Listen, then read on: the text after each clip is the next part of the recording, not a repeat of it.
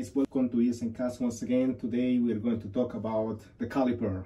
Yesterday as I was coming back, at some point I felt that the rear brake was not working at all. So I came back, I changed the pads and I went out for another ride and I adjusted every single part on it, but it still did not work.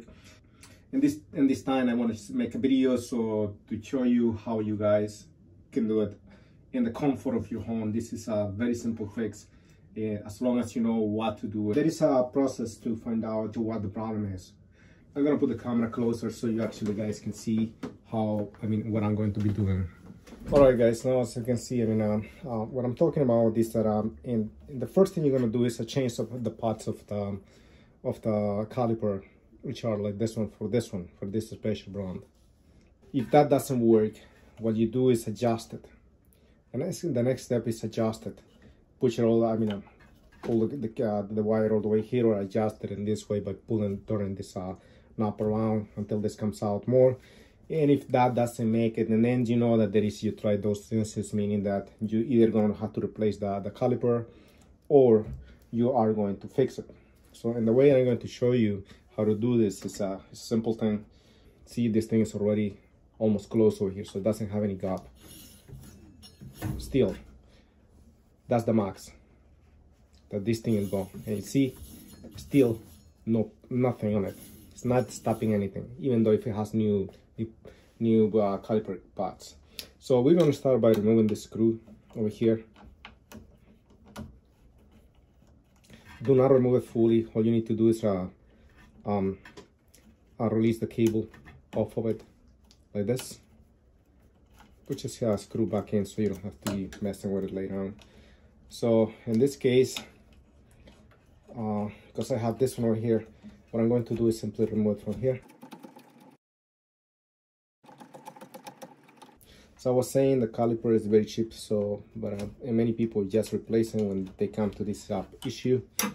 But it's just fun to fix them. Why would you, if you get a new one, anyways, it's going to go through the same problems. You're going to go through the same issues. So just fix it and you know that you put something good, because what the oil that it comes with is just not good. So at some point you need to replace it. So we start by removing the screws from the side.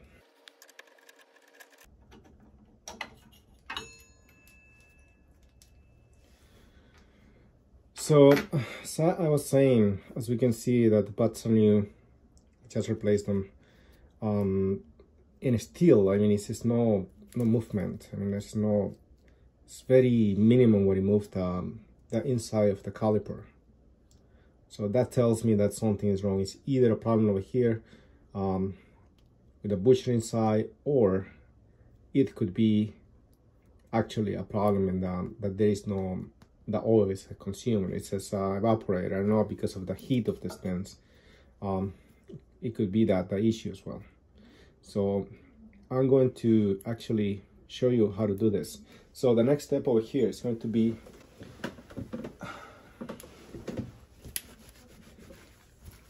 let's clear out this. Important also is that when you are doing this, make sure that the oil doesn't get to the disc, and make it slippery, and you don't want to have something like that when you actually are on the road. Simple instructions, okay? Now our next step is going to be to straighten this pin over here. As you can see, it's on the other side, has that's the head of it, and just remember to put it in the same position. This is the outside of it. Remember that pin, so the pin has to go towards that side. Just remember always to remember the positions that things go. So I'm gonna straighten this pin. I like to use a plier like this, because I can actually grab it. Then you just get it out from the other side. This will help to release the pads from the brake. Remove the pin, put it on the sides, and you know that you'll find it later. So we get the pads out.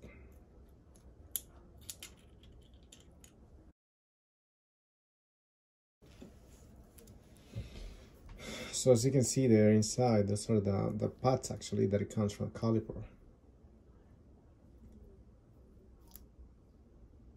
See, it's very little movement. I only have movement on one side when they're supposed to be moving both at the same time. Only this one is moving, this one is not. This, by the way, this thing comes with two supports to put in the caliper in the middle. So you just need to match the size, the one that it fits better. Okay, that one, it has to be there for this process. So you're gonna have to put this part inside there. Remember to put your butcher in the middle over here. So when you put in the oil on it, this doesn't lose position. So you want to make sure that is in that position right there, so that the pads go inside there without any problems. So you want to make sure this butcher goes inside right there. So you can see over here the name over here. That's the screw you're going to be removing, and then to fit in and to get the oil out is going to be the one from the top. Okay, so because this is the main chamber and that's the second chamber, so we're going to make sure that that's the way it goes.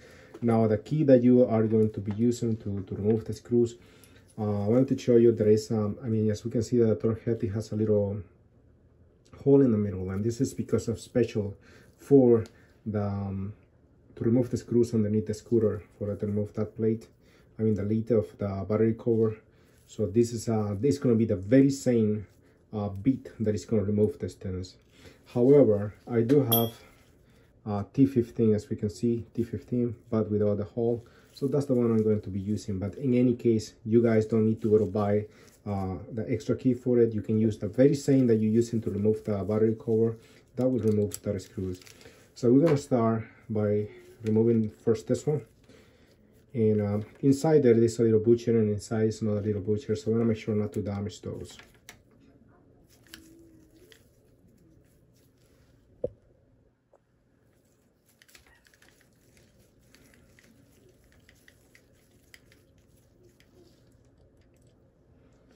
You can see that little butcher is right there. I'm gonna put it aside. Now all the parts over here, there is no special instructions about it, so you're gonna have to match them before actually doing any changes. I mean, you're gonna have to actually if you don't know the size of them over here, what you're gonna do is actually try the heads before actually putting in the holes. So what you're gonna do is go open one of the holes and try it, and then find a socket. There's always a second of the same size, so that's what you're gonna do, and then attach it. So our next step is going to be to put oil to the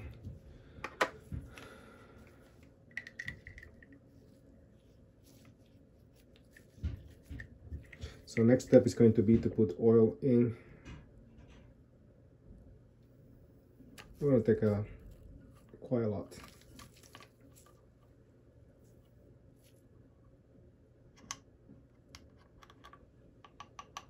As you can see, I have it already set, so that's the way it's going to be. You're going to be doing it the same way too. So now the next step over here is going to be to fully pull the air in, so there is no extra oil over here and you don't have to throw it away. So what you're going to do here is simply remove all the air. Very gentle so it doesn't actually make a mess. You don't make a mess. And as well, make sure that all the air is out.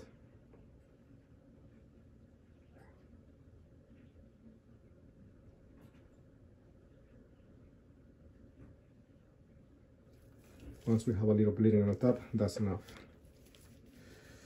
So next step, we remove that screw first. So that's the one we're going to put in.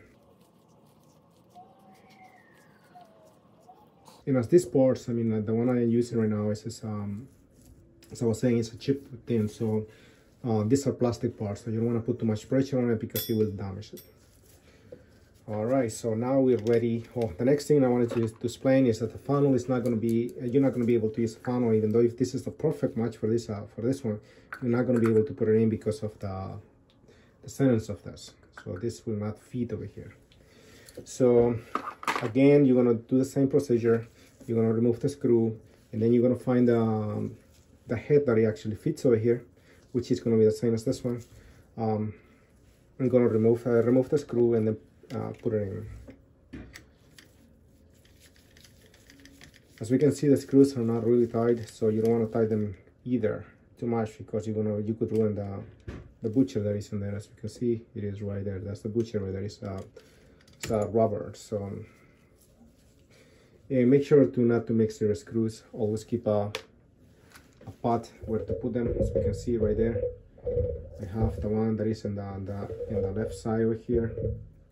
There's the one on the left, and I have the one on the right side. Even though there's the same, I like to put exactly as I pull them out. Now, as we can see over here, so what we're gonna do here is simply, I know which one it is, so we're gonna put this in.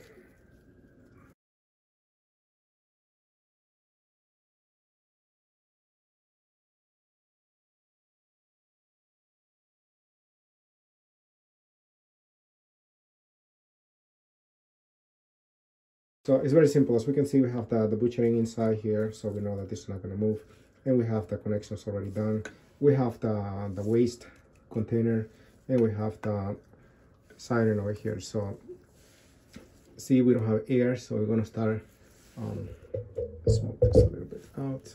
We don't have air, so we're going to do it gentle. We're going to start pushing. As we can see over here, another color is coming out.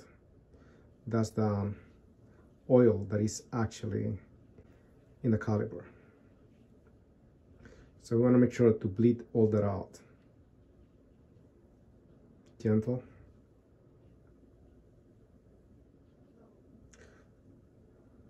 So once we're there, that still started to feel a little more tight, we're going to do some push a couple of times. Make sure that all that one is coming out. As we can see, that still different colors coming out.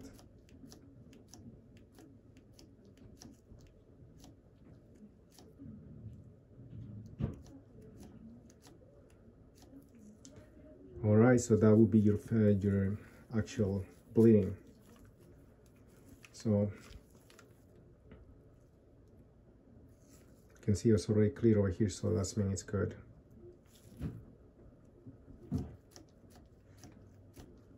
Still we see some air over here, so we need to pump it a little more. Shouldn't be any air in it.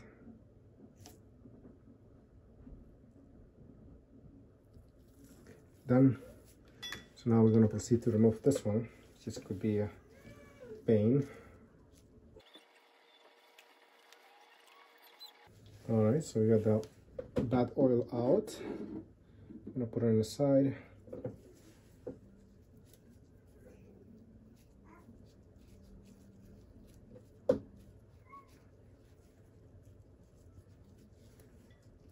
Now we remember where the screw did come out from there. Actually, it's best always to put your screw in the head of it. Then you just, and again, do not push it too much.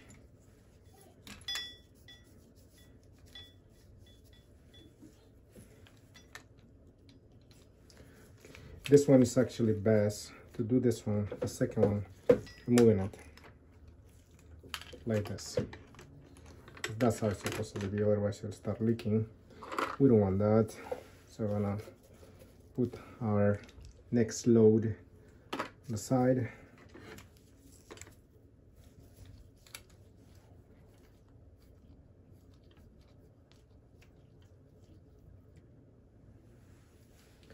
All right, that is completely done. We're gonna remove the excess oil from it.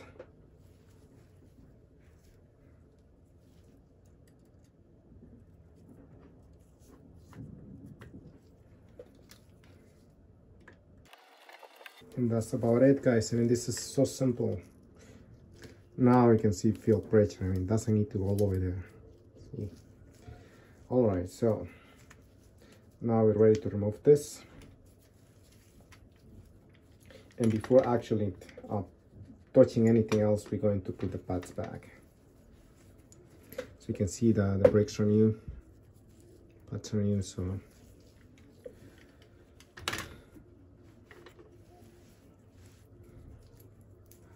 we're gonna put the spring in, and just remember to match the hole there is a hole on it, so we're gonna match it on that side, because that's where that pin is gonna go across. Don't worry, this thing's just kind of like that. So now we have matched all these parts. So what we need to do simply, so we can see where is the hole over here. So that's where this thing is going to go, the very same way. See, we push it in. It's right there. So as I was saying, now we are ready to put the pin in. So we want to make sure that the brake pads are inside in position and all are lining up. So we'll go from this side, as we can see this part, that's the head, and it'll go towards inside this way. So once it's inside, what we're gonna do is simply bend it again.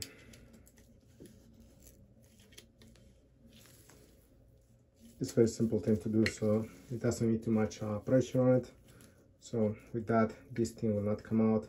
As we can see, the brake pads are already in position and they're ready to roll.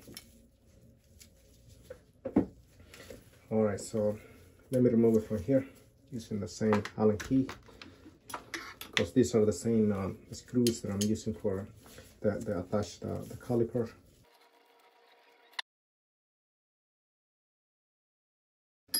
Alright, we're gonna move the camera to the back and begin the installation. So what I did is, like this cable was so bad over here, so I decided to cut it and adjust it a little bit. So that's what I did. Unfortunately, I forgot to press the recording button, but it's simple. It's just, all I did is got my clipper, chop off a little bit from here, push the cable in, and then chop it off from here. Now the next thing I just realized is that this thing, the caliper, now is wide open, and I don't want to press it this way, because it's another thing you guys will need to understand, that don't pump it after you remove the spacer. Just leave it the way it is. All right, so let's see what happens. So in this case, I'm gonna have to put my regulator first. It's going to be this one.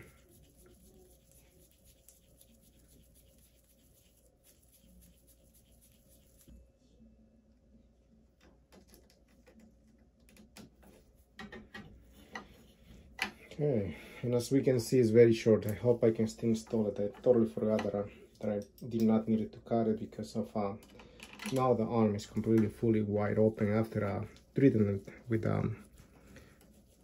new oil.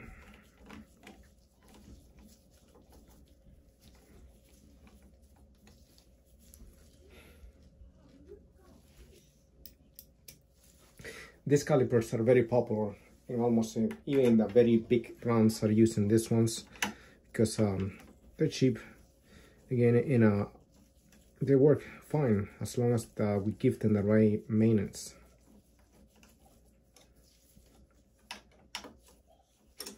All right, so let's try to install this.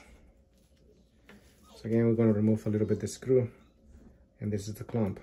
This is what's going to hold the cable against the bottom once we tighten it. Okay, give it a little push, and that should be fine.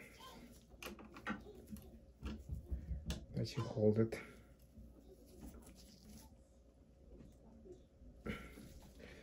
All right, so now that we have the cable already in place, what we're gonna do is I'm gonna press the lever on the top, attach it to what I'm going to do is clamp it.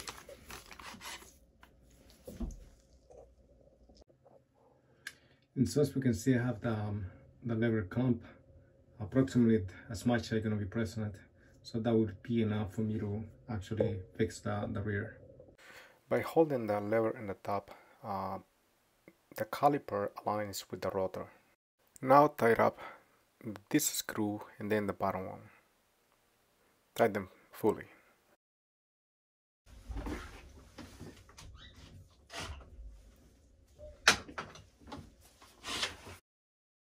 So let's try it now.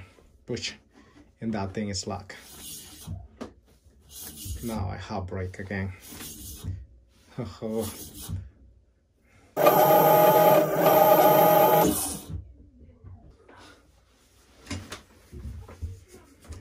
That's it. That was the fixing for the caliper. Okay guys, so you can see this is very easy fixing. I mean, all you need is the bleeding kit, and then a few tools, like I use a wrench, and then you have an Allen key, torque head number 15, another wrench. Hey, thank you very much guys for watching ES and Cast from New York with upgrades, conversions, repairs, and more. Take care.